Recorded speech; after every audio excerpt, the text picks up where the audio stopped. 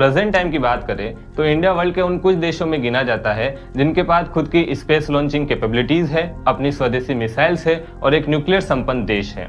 और अगर इन सारी अचीवमेंट्स की बात करें तो ये एक शख्स के बिना संभव नहीं हो पाती, और वो शख्सियत है डॉक्टर एपीजे अब्दुल कलाम।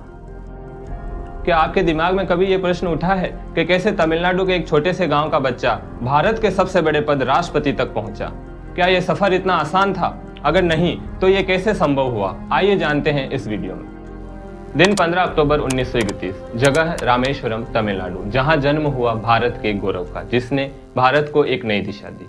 कलाम साहब बचपन में ही कुछ ऐसे अध्यापकों से मिले जिनका उनको बनाने में महत्वपूर्ण योगदान रहा, और फिर कुछ बचपन के किस्से, वो इमलियों के बीच परचून की दुकान पर बेचना और अखबार बांटने के लिए सुबह 4 बजे उठकर दौड़ना। इसके बाद उनके जीवन का अगला चरण शुरू हुआ जब वे अपने पास के कस्बे रामनाथपुरम में हाई स्कूल में दाखिला लेने गए, जहां उनकी मुलाकात हुई अयादी राय सोलेमन से और रामकृष्णन अय्यर से। इन्हीं टीचर्स की बदौलत कलाम साहब का साइंस में इंटरेस्ट जगा। इसके बाद उन्होंने मद्रास इंस्टीट्यूट ऑफ टेक्नोलॉजी से एरोनॉटिकल इंजीनियरिंग में पढ़ाई पूरी की।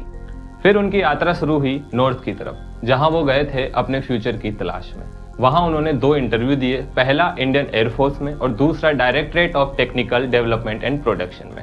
हालांकि उनका सपना इंडियन एयरफोर्स में पायलट बनने का पूरा नहीं हो पाया, फिर भी उन्होंने अपनी डेस्टिनी को स्वीकार किया और मात्र 250 रुपए के बेसिक पे पर directorate of technical development and production join किया। वहां से उन्होंने एरोनॉटिकल डेवलपमेंट एस्टेब्लिशमेंट को ज्वाइन किया। उसके बाद साल 1969 में उन्होंने इसरो ज्वाइन किया, जहां वे डॉक्टर सतीश धवन और विक्रम साराभाई के महान लीडरशिप में उन्होंने काम किया, और बहुत ही कम रिसोर्सेस के साथ उन्होंने भारत का पहला स्वदेशी लॉन्चिंग व्हीकल SLV-3 के साथ 1980 में रोहिणी उपग्रह को लॉन्च किया।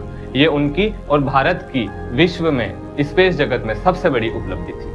इसके बाद साल 1984 में उन्होंने DRDO ज्वाइन किया, जहां पर उन्होंने भारत के प्रथम स्वदेशी मिसाइल निर्माण mission integrated guided missile development programme का वे हिस्सा बने, और वहां पर उन्होंने पृथ्वी, अग्नि, आकाश, त्रिशूल और नाग जैसी मिसाइलों के निर्माण में महत्वपूर्ण भूमिका अदा की।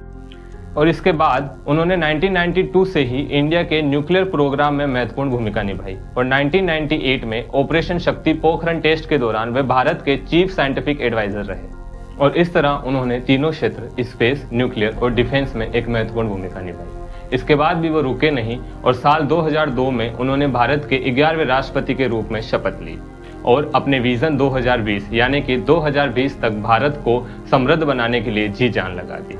कलाम साहब के अनुसार इमेजिनेशन सबसे बड़ी पावर है। उनके शब्द, I am born with potential, I am born with ideas, I am born with greatness, I am born with courage, I will defeat the problems and success, I am not for crawling because I will fly, I will fly. आज भी बच्चों को प्रोत्साहित करते हैं। वो कहा करते थे कि सफलता के 3 नियम हैं, ग्रेट एम, हार्ड वर्क और कंटिन्यूसली एक्वायरिंग नॉलेज। ऐसी महान शख्सियत आज हमारे बीच नहीं है, परंतु फिर भी उनके विचार हमारे देश के युवाओं को सदियों तक प्रोत्साहित करते रहेंगे। जय हिंद।